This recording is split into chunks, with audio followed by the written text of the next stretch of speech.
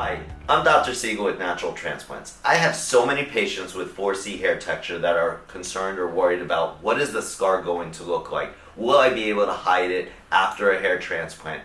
Will it be obvious? No, it is not. So I do have a patient today coming in for a second coat of paint or a second procedure.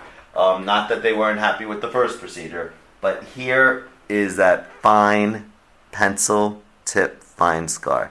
And you can see it just goes all the way around, just that fine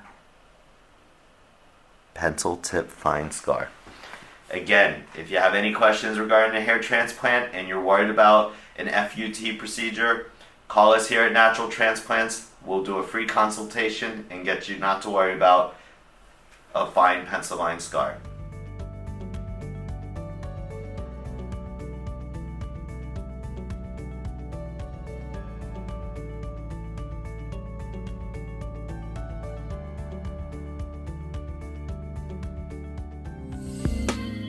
Take the first step to better hair. Visit us at naturaltransplants.com.